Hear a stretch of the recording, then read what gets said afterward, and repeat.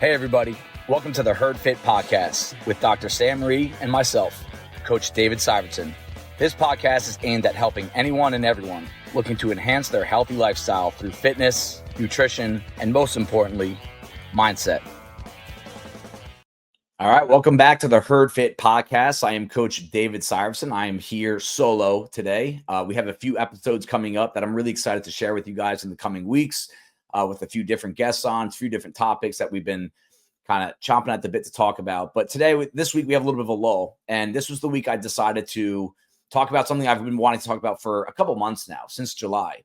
And it comes down to, how do you test fitness? How does one go about that? And in CrossFit, it's kind of easy for us, right? The Open, the quarterfinals, semifinal CrossFit games, right? The High Rocks craze. You know, you sign up for a race, you get tested on everything, timed on everything, evaluated, ranked on everything, and then you could repeat that same process and test yourself again.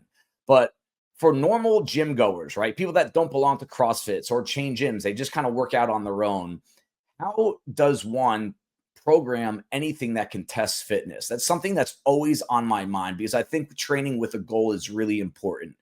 And to some of you, it's how much you weigh, what your body fat is. Some of you, it's just your lifts. Some of it's what you look like. There's always a test in the back of your head that helps you train more and go the extra mile. And Joe DeFranco is a North Jersey, I guess should say he started off in North Jersey. I believe the story was a 500 square foot gym, and he really turned himself into a worldwide celebrity in the fitness space, big time influencer. He went from training high school athletes, college athletes, NFL athletes, and I think he's got a whole training program. I don't know too much about him. I don't know him personally. He has no idea who I am. Wouldn't know me if I walked into him in the street. But there is, I have a personal tie to him because I've listened to his content for a long time. And as much as I eat, sleep, breathe CrossFit, I still want to have my finger on the pulse of the industry beyond CrossFit. And he put out an episode on the Joe DeFranco Industrial Strength Show. It's a podcast, episode 533, called CrossFit Done Right: The Exercises I'd Include If I Were Asked to Restart CrossFit from Scratch. Obviously, that got my attention. Two different worlds combining into one episode. So I gave it a listen. And this was right around the time the CrossFit Games were going on this past summer. Obviously, good decision by him to put it out at that point. And I remember listening to it and saying, like, hey, I would love to talk about it. And it's partially because at the end of that episode, he said it, I am not your typical fitness influencer. I want feedback on this. I want, what did I get right? What did I get wrong? And I think that's where the best conversations in general happen. It could be fitness. It could be politics. It could be business. Like, just bounce ideas off each other, even when you don't agree. And I decided at that moment that I was going to do an episode on this at some point, and I'm actually going to screen share all his test of fitness. He put together a 7 workout test of fitness with the goal, according to him, that this would be the fittest person. If I had 34 men and 34 women, his favorite number for him, I don't know why, but that's the number he chose. This would be the fitness test that he would program. And according to him, the winner of this competition, that's exactly what it is at the end of the day, that would be the fittest person. And I broke it down. I thought about it. I even considered doing it. I, from the CrossFit perspective, absolutely found a lot of holes in it. And I'm going to share them with you. I'm going to actually give some of my suggestions on how to modify a few of the workouts to find the fittest person. But before I get into that, I want to be sure that everyone knows it's not any sort of hit piece. If anything, I'd love to talk to Joe about this and kind of have some back and forth from his expertise and I don't even want to call it expertise, my experience in the CrossFit world, especially in the CrossFit sport world, in terms of how do we actually crown the fittest. And I think the number one thing you need to figure out, what is your definition of fitness? And if you ask 10 people in the fitness industry, I bet you would get 10 different answers. So to me, you can't really say you're finding the fittest person if you don't define what fitness is. CrossFit has that, by the way. Look it up.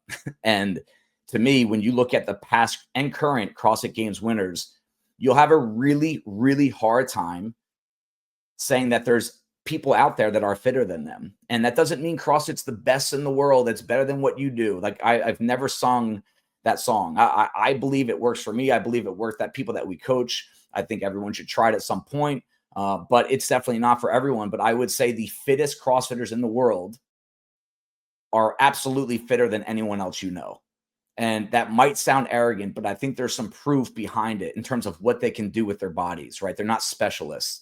So that's why I'm really into this topic. And I think it's a really interesting, what I think Joe did at a really high level was he did find a test with a lot of variety. And that's rule number one to me for fitness is you need to be versatile. You need to do a lot of things well to be considered fit, right? You could suck at running, but be very strong. Cool, you're strong, but you're not very fit. You could be the best 5K runner in the world, but you can't be strong. Cool, you're fast, but you're not strong, so you're not fit. So I think that he understands that part of it. And I think most people do as well. But whenever I hear anyone talk about CrossFit that is not directly involved with it and haven't really been in the weeds with it, they truly don't understand what CrossFit is. They've watched YouTube videos. They know someone that hurt their back. They see, they probably ran into someone at a party that's annoying, right? There's a lot of us annoying CrossFitters out there that are a little too arrogant about it. But I do think when you're talking about testing fitness, there's a lot of different ways you can do it. So for those that are watching on YouTube, most of you do not watch on YouTube. I am going to screen share the workouts. But I do want you guys, I'd appreciate it if you can go listen to the episode yourself. Episode 533 on the Joe DeFranco Industrial Strength Show, because you'll kind of there's a lot of color and reasoning behind his workouts that I'm not going to disclose here in respect to his episode. I want you guys to go listen to it yourself and download it yourself and give them those downloads and listens. But without further ado, let's dive into the workouts here. And the first one, I'll do 3 at a time here. Don't think you're going to get anything fancy with my screen share. All right, it's literally on a document that I'm just going to scroll up and down. Event 1, I like this, right? That he started with a 1 mile run for time. And I'm all about that. I'm all about starting a test of fitness with something that's very inclusive, not a lot of skill, not a lot of strength. You get people going and it'd be fun to watch. A 1 mile run for time. The CrossFit Games just did that recently, I think it was 2 summers ago. And it's fun watching those because you can relate yourself. You can actually tangibly compare yourself to these guys and girls. And if you remember back, I mean, almost all those guys and girls were in the 5-minute range, 5 to 5:45 range. And then they did a workout immediately after. And I think in the CrossFit world, you would never consider a mile run a true endurance test. And as Joe talks about it, he says, hey, this is my endurance test, a 1 mile run. And the first thing before I even listened to the rest of the episode was, man, I hope there's something longer than this in the test of fitness. And spoiler alert, there is nothing longer. This was the longest test of the entire thing. And that goes to show that there's a clear bias when someone like Joe DeFranco programs fitness to find the fittest alive. He's a power-based athlete. He thinks a mile run is a long, and it's not. It's just simply not enough time to truly test endurance. And I'm going to give an example, and I'll try to throw myself under the bus more so than others so no one gets offended. So I'll say this, a mile run, I feel like I can compete, right? I ran a mile on our new air runners that we tested a couple of weeks ago, and it was a 5:58. It's pretty solid. Okay. With that said, if you told me to go run a 5K or a 10K, right, my percentile rank would drop significantly because I'm not that aerobic when I run. I can't sustain that 6-minute pace or even close to it when you start making the run a little bit longer. So when you test fitness, I think a general rule of thumb is that time frame needs to be well over 20 minutes. I don't think a true endurance test, when you're finding the fittest in the world, can be under 20 minutes. CrossFit Games, Masters CrossFit Games, I'm pretty critical of how short some of these workouts are. I think 2 years ago, the CrossFit Games, the longest test we saw was by the guy that won was a 12-minute workout, and it was mixed modal. It had a few different movements, had deadlifts and running, I think, in it. That's not long enough. It's just you need to get these guys to go longer. So at the end of this, guys, I am going to run through my own version using Joe DeFranco's outline for the CrossFit Games. But that's my initial feedback on that event, and that it's just not long enough to test what Joe wants to test. Event 2, this is kind of unique here, okay? Backwards overhead med ball toss. You see this a lot in sports training, all right? And it's basically your heels are on the back of a line. you're facing backwards and you're throwing it as far as you can behind you. I didn't really get much out of how many reps there are here. Is it one shot? Do you get 3 attempts? Is it a single distance? Is it added distance? But from my perspective, it sounded like this was going to be 1 rep, throw a ball behind you as far as you can. And in the parentheses, guys, you can see it's 15 pounds for men, 8 pounds for women. This is going to come up a few different times. I'm going to address it now. It'll come back up again later. This is another sign of the world outside of CrossFit testing men and women. They're not competing against each other, by the way, right? They're in separate divisions, so it doesn't really matter that much, the weight in relation to each other. But CrossFit has mastered this, and I think some people, High Rocks, for example, have caught on and started to copy it. The percentage of men's weight to women's weight is right around 70%. You could go down to 65% if you need to, based on logistics of weights, but it's not half. You know, Joe DeFranco wanted 15 pounds for the men, 8 pounds for the women. He did mention 10. He should have stuck with 10 there. That would have been a 65% weight. But at the end of the day, it does not matter because they're not competing against each other. So that's event 2. What is it testing? You know, hip extension, core strength, power output. That's fine. It's not a bad test. I think 1 rep is just, it's too simple. It's too easy. And, you know, keep in mind, this was a fitness test I think was going to be done in 1 day. So you don't want all these workouts to be 15, 20, 30, 40 minutes, right? That could actually be added to the end of the discussion. How long should a test of fitness be? Should it be 1 day? Should it be 1 hour? Should it be 3 days? Whatever. But to me, it's too little. It's too small, right? I think you got to get more than 1 rep in there to truly find a good test of fitness, right? Especially if you're trying to find the fittest alive. Remember that's what you're trying to do here. And event 3, okay? So this is where there's a trio or maybe 4 events in a row where strength is truly tested here, okay? Max unbroken trap bar deadlifts. The weight on it is going to be 2.5 times men's body weight and 2 times female body weight. So I weigh about 205, let's call it 200, so the math is easy. That would be so double my weight plus another half, a 450-pound trap bar deadlift, as many reps as possible, right? And a 150-pound woman, you'd be deadlifting a 300-pound barbell. Keep in mind, a lot of the people that listen to this podcast, we don't use trap bars often. He did put some really sound reasoning. I put a picture of it for those that are watching. That's what a trap bar is. We do have a few at Bison. A few people do use it. Most do not. When we deadlift, we use a traditional Olympic barbell. There is rationale behind it. And I think one of Joe's ideas of testing fitness here was keeping it very inclusive, keeping it very joint friendly and as safe as possible, knowing that if you truly test anything to the max, you're putting yourself at risk. And I respect the fact that he has a little piece about that. Again, go listen to the episode 533 Industrial Strength Show. He addresses some of the safety concerns of testing yourself in the fitness world. Injuries happen, okay? But I do agree with him that you will have less people get hurt on a max trap bar deadlift than a barbell deadlift. Completely agree with that. The weight is a little aggressive, but I do like the fact that he has your body weight as a part of it. So that, and it kind of throws in a blend of lower body strength and hinge strength, right? And on a traditional deadlift, it's more hinge based, right? And that's where a lot of people can tweak up the back. When you get to use a trap bar, there's less mobility demands. So I do like the fact that he put that in mind with testing fitness.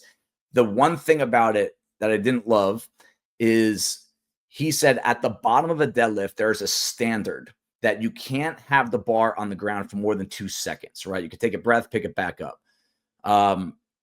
That for a real competition is too difficult to standardize unless you have some sort of beep that you have to get the bar off the ground before that beep. And that would be really difficult to judge. I think 2 things, if you really want to make this a true strength test, okay, there is no resting at the bottom. It's a touch and go rep. And because of that, you should use steel plates. Steel plates will not bounce like rubber will on a rubber mat. So if you use steel plates, I think that kind of takes away that unfair advantage that some CrossFitters and a lot of other people use by bouncing the bar off the ground. So you just stack your metal plates on and you go from there. Okay. So the next 3 events, I'm just going to circle down here. Okay. Event number 4, to put another picture in there for you guys. If you don't know what a neutral bar is, max rep neutral bar bench press, body weight for men, 75% body weight for women. I'm fine with that ratio. Again, I don't think it matters that much. I have found that the ratios we use for upper body pressing for women in relation to men, they do lag a little bit, and meaning you probably need to make the weight a little bit lighter if you're trying to evoke the same stimulus for both genders. But let's talk about the event itself. I like this event. You put your body weight on a barbell and bench it until you can't. And I like the neutral grip. He's big on the safety component here. You would have a lot less shoulder/pec injuries because of how your hands are place on a neutral bar. All right. That just slight turn internally of that shoulder makes it a lot safer. So, and I also, he didn't touch on this. I'm assuming that bar needs to touch your chest for it to count. So again, nothing wrong with it. It's short, it's sweet. And a lot of big, strong guys that they feel big and strong until you make them put their body weight on the barbell. Then all of a sudden you're like, oh, wait, in relation to your body, you're not that strong. And he touches on some of that stuff too. This tests more than just how many reps can you get. And I think it's something, again, if you go listen to what he says, really good fitness test there. And I think it should be a part of it. Event number 5. So this is kind of same church, different pew. And I love that they're back to back. This is a max unbroken strict chin-ups, neutral grip. Again, we'll address that a little bit later. I think he said shoulders width. So again, picture yourself hanging from, this is not a pull-up bar. The neutral grip, if you've ever been, you see these in hotels a lot, sometimes in your Globo gyms. We don't have them here at Bison, where basically your palms would be facing each other on this grip. Okay. Where you have these sticks that come off the end of a pull-up bar. You grab it, you fist it, and the palms are facing each other, and you do your pull-ups in there. Here's something that he did address. Anyone that doesn't like CrossFit has to address the kipping, right? And not even going to get into kipping versus strict. What's better? I mean, for testing strength, 110% strict pull-ups/chin-ups are the way to go. Standard here, is it chin over bar? I'm assuming that's the case. That's fine. How do you police the people that are doing, quote, strict pull-ups, but they're kind of kicking their feet a little bit? They're kind of opening up their hip a little bit to kind of get them over that bar. Because to me, we see that at Bison all the time. We have strict pull-up days, and there's, I would say, 25% of the athletes that do strict pull-ups, they're kind of like helping themselves out by kicking their feet and kind of opening up their hip a little bit to give them that extra inch or two at the end. We need to standardize that if this is going to be a true test. My suggestion would be that you put something in between their feet or even legs or knees. It doesn't have to be weighted. All right. I mean, a 5 to 10 pound plate wouldn't be a bad idea. But if you kept something in between their legs, it would more than likely ensure that they're not going to be breaking any sort of lower body joint. They're not going to be breaking at the knee or hip to help them get over the bar. But the test itself, if you put everyone in the room and they were perfect with their form, it's an outstanding test, and it shows relative strength, right? Again, you could have big, strong guys, but you tell them to do something that moves their body weight, they really struggle. They're really not that strong. They just weigh a lot. And I think Joe touches on, as you get older and you really want to get fitter, it's stronger and leaner, not stronger and fatter. And I think that's a big thing that people need to know as they get older, that it's not just the lifting that you want to do. You want to really control your weight so that in a test like this, you can truly shine. So that's event number 5. We have 2 left, guys. Number 6 was actually, I think, my favorite one, something I kind of want to go do. Event 6, so he kind of pictured a football field, all right, a 50-yard sled push. And then at that turnaround point, you do a 100-yard farmer carry. So basically at that turnaround, there's dumbbells or kettlebells waiting for you. You pick them up and you walk back to the start, then back to where your sled is. That would be a 100-yard farmer carry. And then on the way back, somehow there's straps, ropes, whatever, think high rocks type stuff. There's a 50-yard sled drag, which actually I should say that's not high rocks. You would actually be dragging with some sort of contraption, a strap or rope, as you walk back to the start line. So it's a sled push, farmer carry down and back, sled drag on the way back. Very short, but the weight is important here. This one has nothing to do with how much you weigh. It's a set weight, 500 pounds for men, 250 for women on the sled, 80 pounds on the farmer carry, 40 pounds for women on the farmer carry, and then that same sled weight, 500, 250. So this is where I think the biggest discrepancy comes with the weight. And I want to give women of CrossFit a shout out because I think many people outside of CrossFit, especially, this is going to rub some people the wrong way, but I think they have no idea how strong and how fit women are compared to them. To tell a woman that you're going to you can only push half the weight of a man and get that kind of same stimulus, meaning what is your top guy time? What is your top girl time? Okay. If they're very similar or right there with each other, you pick the right weights. I'm telling you this right now. If you made our top 10 athletes from Bison do this test, okay, the women would absolutely crush the men in this test because their sled, if the men's are going to be at 500, needs to be at 350. Again, think about the percentages, 70, 65%. If you're in that zone, you're in a good spot. 50% the weight, it's not accurate. And you could see High Rocks has done that. Don't quote me on it, but I think their sleds are, I want to say 510 or 520 and 360. Like they have it much closer than what this test of fitness would be. Same thing with the farmer carries, 80 pounds for men. A lot of guys would probably have to put that down at least once, maybe at the turnaround, but you have some guys that would carry that back and forth. Women, if we tested them in our gym, every single one of them would go down and back 40 pounds without even thinking about putting it down. They probably run with it. It's too light for them. So that's another discrepancy. That aside, okay, that's the last time I'll talk about the weights in these 7 tests of fitness. That aside, you need to the test is cool. It's lower body, it's gritty. You have to kind of suck it up a little bit. There is some skill in here, but it's really just your ability to sustain and push through that burn in the legs that you would inevitably get from this sled push. And I bet that sled drag would be a lot tougher than people anticipate because you really get a huge quad burn at that point. So again, really short. My guess on this, without thinking about it too much, you're probably looking at a 2-minute test, maybe 3.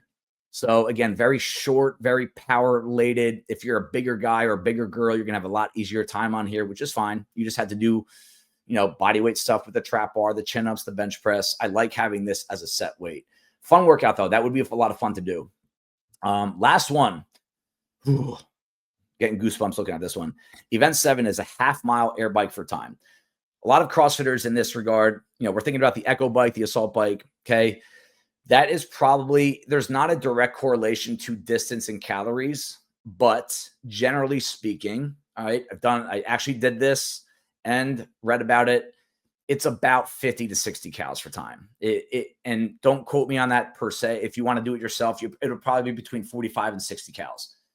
So we recently did things like this at Bison, and you had some people getting 40, 50 calories in a minute to a minute 30. So we've all been there before. That's just sprinting. And that's what he talks about in the podcast. It's just kind of this unbelievable test of mental willpower. Do you really want it? But there's also a little bit of a conditioning component. Can you sustain effort for that minute to minute 30 window? And that's it. And he said it'd be fun to do at the end because if it's a tight race, having guys and girls race on this would be a lot of fun to watch. And I agree. So those are Joe DeFranco's tests of fitness to find the fittest in the world, right?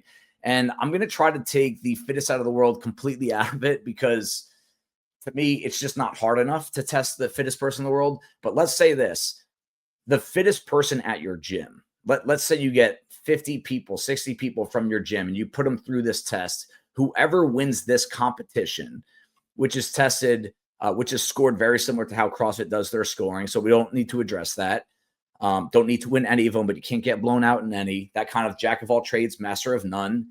This would find a very fit person, but I don't think this would find the fittest person. I really don't. I think it would probably find the strongest, most powerful athlete in that group.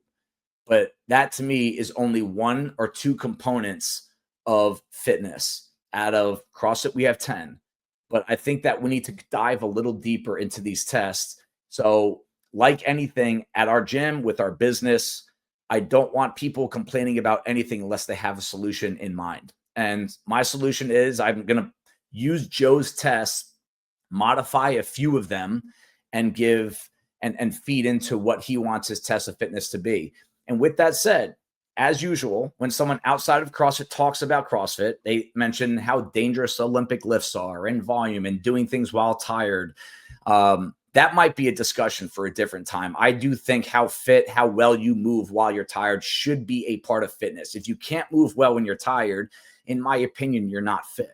And that's a big part of what CrossFit tests that people on the outside don't understand. But I did follow this is his podcast. This is his game. And I didn't want to just completely blow it up and come up with my own 7 tests of fitness. And I'm trying to keep this very inclusive to people that don't do CrossFit. So I'll tell you what, I kept the Olympic lifts out. I kept high-level gymnastics out. We're not going upside down. We're not doing anything kipping or butterfly or ring muscle ups. That could be debated, but I really wanted to make this, what he says, relatable. And I think this test of fitness, and I kind of wanted to use this as, what does it take to create a test of fitness? And I've had a lot of questions and inquiries about future episodes about programming, whether it's for competitive athletes or your normal person that shows up 5-6 days a week and just wants to be healthy and happy, between Bison and Outlast. And programming is probably the one thing I've put the most thought into since Bison started almost 12 years ago now. And it's something that we're still trying to improve and tweak and get better at. So I am going to try to keep my CrossFit bias out of it, but I do think the upcoming 7 events that I have would more likely find the fittest person in whatever group you want to create. So let's dive right in. My event 1 for find the fittest outside of the CrossFit Games, right? I'm not even going to call it the CrossFit Games because we're not really doing CrossFit here. This is really just fitness. This is a hero workout from CrossFit, and it's called Jerry. And I've always thought this would probably be the best test of fitness you're going to find. All right. And it's a 1-mile run like Joe DeFranco had his, but that's just the start. Then you hop on a rower and you do a 2,000-meter row. And then you get off the rower, you get another mile run. Why I like this better is obviously the time domain. All right. This is a 23 to 30 minute workout. And that's a pretty wide range, but that's generally how long this would take. I don't think anyone would average 10 minutes per section, but I don't think anyone can go 7 minutes per. I'd love to see it. That'd be pretty cool. I bet CrossFit Games athletes could. I know I couldn't. But the reason why I like this better beyond the time is the best form of conditioning is that when you're supporting your own body weight. So meaning running, doing something where you don't get to sit on a bike or on a rower. With that said, though, there's more to test than just how fast you are. And I have a lot of respect for the guy that is a great runner, that's 160 pounds, but he could also row really well. Matt Frazier, right? He wasn't that light, but he was short. And he was a great rower because of how hard he worked on it. And he was really powerful. And his engine and aerobic system were so strong that he was the best runner and he was one of the best rowers. I also know a lot of guys and girls that are really good on the rower. Like they could row that 2K. I know guys that can row that in 6:30, 6:40. I know girls that can row that in under 7. Seen it multiple times here at Bison. But that doesn't necessarily mean that they'd be a good runner. In a lot of cases, they're not good runners because the best rowers that I know are bigger. They simply weigh more. And that's what I mean. When you sit down and you pull that handle, you weighing a lot gives you that initial advantage. So I want it to be a part of the endurance test, but I don't want it to be the main part. The amount of time running versus rowing is for most people going to be 2x over the row. So that would be my endurance event for, hey, find the fittest. Okay. Number 2, I'm going to use Joe's movement here. All right. And I'm going to stick with the backwards overhead med ball toss, but I'm going to get the weight right, which is 1410. And that's, the weights that we have at Bison. That's right around, that's really around 80%, which is, again, when men use a 14-pound ball and women use a lighter ball, that's usually our ratio that we use. Or it's a 20-pound ball for men and 14-pound ball for women. That's more of the 70% number that I was talking about. At the end of the day, I don't think it's that important, but you don't want to make it too heavy. All right. And because the event is a little different here, you're going to do 10 reps. And logistically, this might be tough for some to do. But if we're talking about the fittest, this is a big competition. Find a way to get everyone 10 shots at this in a row.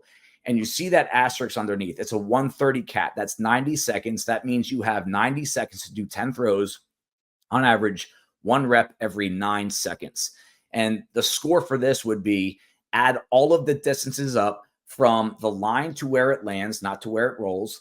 And you would add that up for one number, and that would be your score. So if you throw it 10 feet every single time, your score would be 100 feet. Cool. Good for you.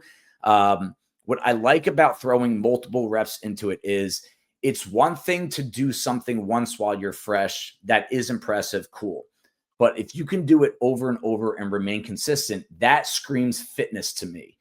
And that it's not overly demanding. You're not going to be sucking wind. It doesn't take a long time. You're not doing burpees in between reps. You're just saying, how repeatable is your power? How often can you do it over and over again? So that would be my second test. Number 3, remember his third test was the trap bar deadlift to practice lower body strength and hinge strength. I don't like the fact that he didn't squat at all. And I know he brings up mobility and joints, but I do believe if you can't squat, you've done something wrong. You have poor mobility, you have poor stability, you haven't trained it enough. So I think the squat has to be involved. I try to play the game of, hey, a front rack is very hard for some people with mobility. So I kept the front squat out. Obviously kept the overhead squat out. Back squat can get a little dicey. I personally don't like testing the 1 rep max back squat. There's just too many things that could go wrong. So here's what we did. Okay, we threw in, you have 4 minutes. So 3, 2, 1, go. We have a bunch of dumbbells out for you. You have to find a 3 rep max double dumbbell thruster. So basically you have 1 dumbbell on each shoulder in each hand. All right. You have to start at the top, standing up. How you get it there is up to you. Okay. You have to squat. Our definition of squatting is hip crease goes below the knee. I think you have to standardize that way, because if you don't, you're going to have guys that have squatting, just like some guys do bro push-ups. It's just not a good fitness test. You're going to do a 3 rep max double dumbbell thruster. You could do 3 attempts in 4 minutes. You could do 8 attempts. That would be dumb. You should have a good idea what you can hit, what you're going to try to reach for. And the standard is you go below parallel, and at the top, both of your elbows are locked out. You have to show control. So you have to stop at the top and then bring it down. What I also like about this that Joe does not really address in his test of fitness is that there's some skill associated with this. Bringing a dumbbell down, 2 of them, it requires a lot of accuracy, coordination, and timing.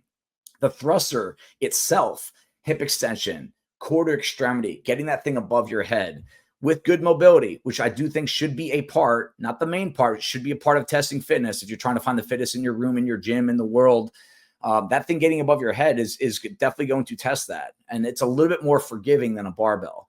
So I also believe in unilateral training. All right. We don't want to have guys that are overly strong on one side and overly weak on the other, and it kind of makes up for it because you're using a barbell. So I like using the dumbbell here, and you don't have a ton of time. It's still very time efficient if you're running an actual event, but a 3 rep max double dumbbell thruster, you have someone watching you to make sure you squat below parallel. You have someone watching you to make sure you lock out your elbows at the top.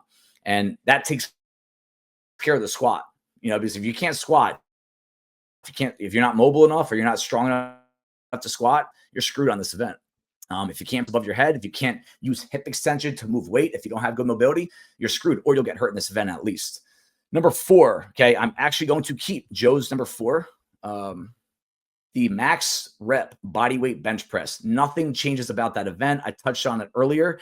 I think it's a great test of absolute and relative strength, meaning you can be strong, but if you can't do your weight, you're really not relatively to the rest of your competition, you're not strong if you can't move your body weight.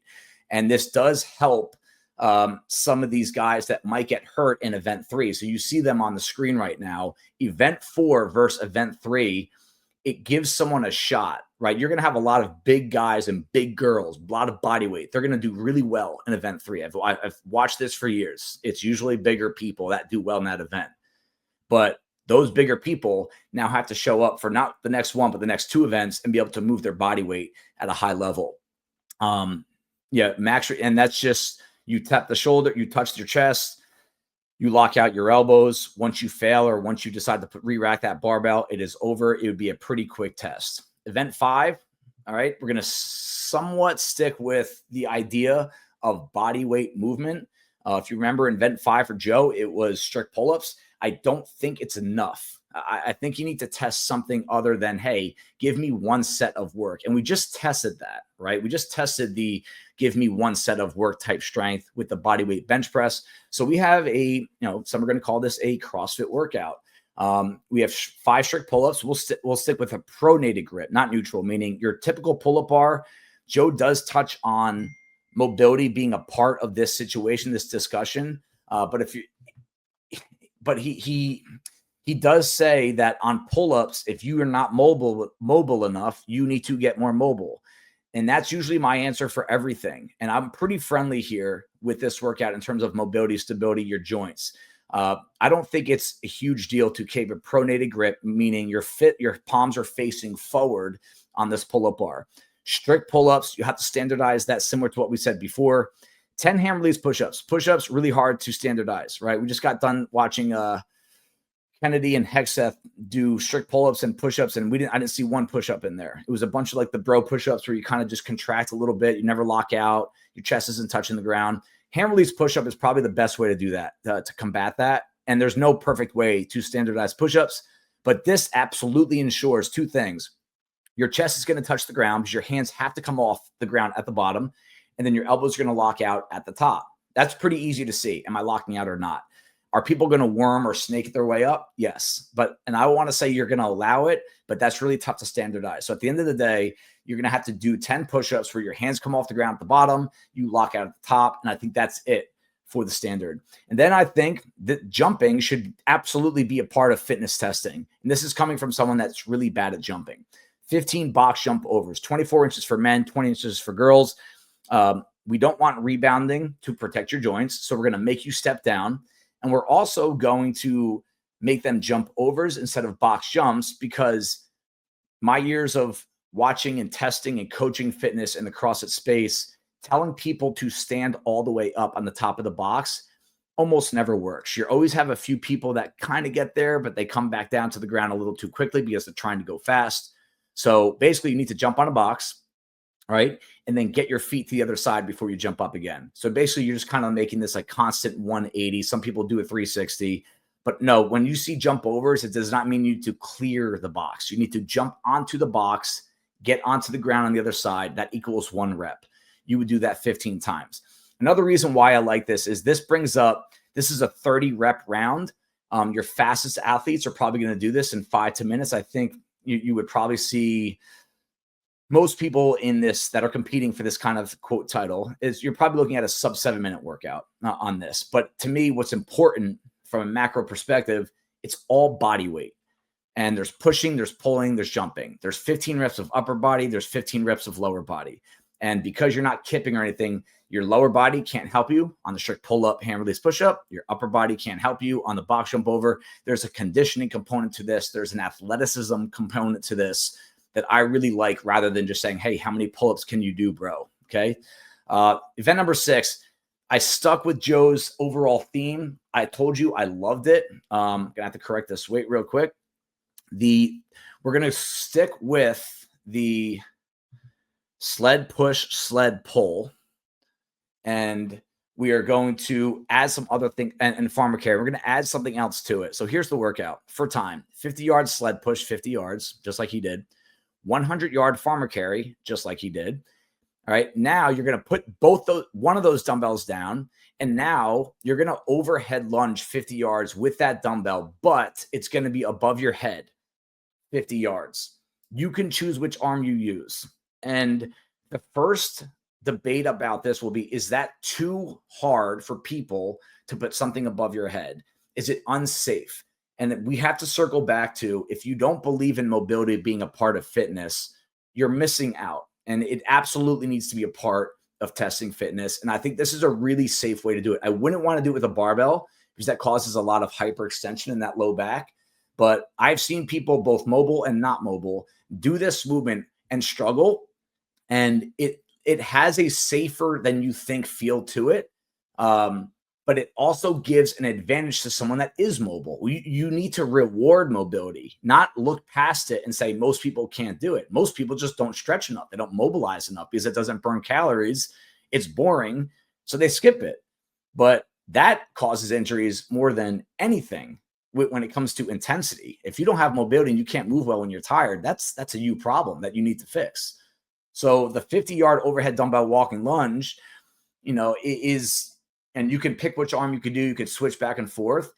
It's a really good test of fitness, and it's not overly long either. 50 yards, I know most people in our gym could probably, with that weight, make it close to 50 yards unbroken, if not one break, especially if you allow them to switch arms. Now, on the way back to the sled, you can do a front rack walking dumbbell lunge, meaning you're going to hold it in front of you, one hand under each head of the dumbbell. That is a lot friendlier with your mobility. And that would also be with the 80/50-pound dumbbell. Okay. So now you're back to the sled. Okay. So just picture you sled pushed, you went down and back with the farmer carry, you went down and back with the different kinds of lunges. Now you're back at that sled, and I'm sticking with that sled drag. And I think between the sled push and the lunges, your legs at that point are pretty fried. But you're not really you don't have an extra, it's not a dangerous thing to do at that point. It's just like, how sustainable is your power beneath the waist? How much can you kind of deal with that burn? Is it something that you shut down with? And I could see this workout, you would see times all over the map. I know people that would do this entire thing without stopping once. I also know people that, especially with the overhead dumbbell walking lunge, probably would stop 7 or 8 times. So you would see a huge gap in times.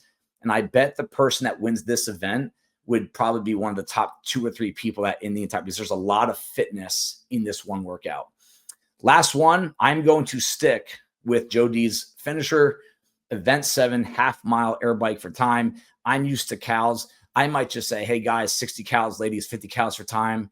Good luck. See you later. We'll peel you off the ground to put you on that podium. I do believe in testing people mentally when you're testing fitness. And to me, this would test people mentally more than it would physically, because most people can sprint for those first 20, 30 seconds. But at some point, you're going to have to make a decision. All of a sudden, that bike starts to feel really heavy. You feel like you're biking through mud.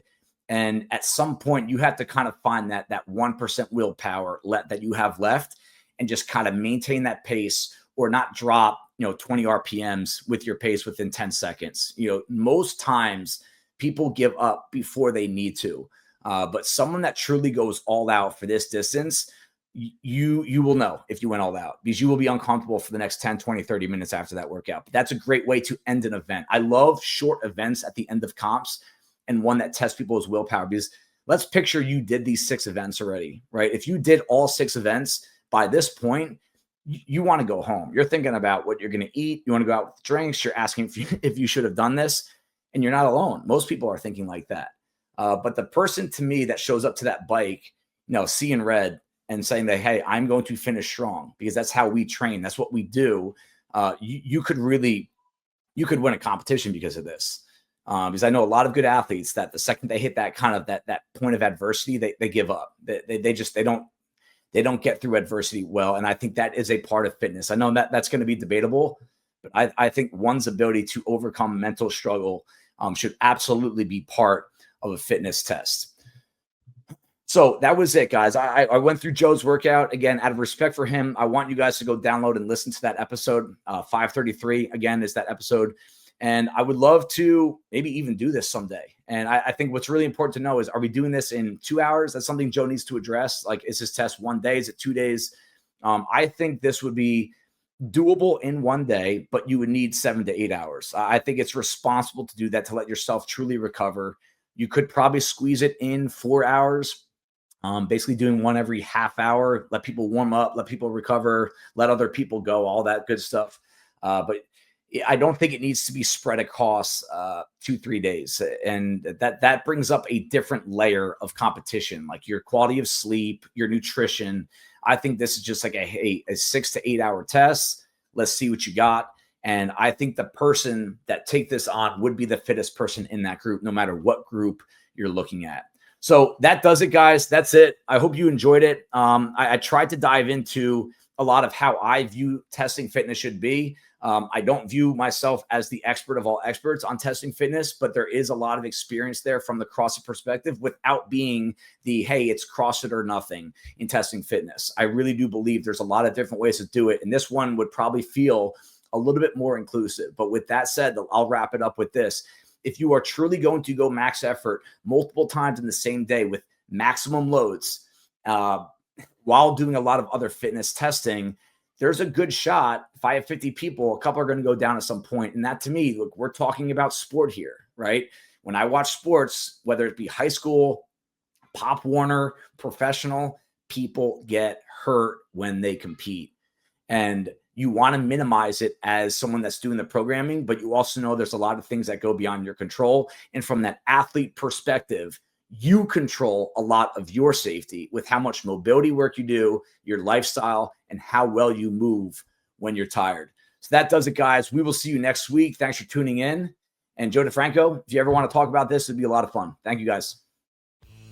Thank you, everybody, for taking the time out of your day to listen to the Herd Fit podcast.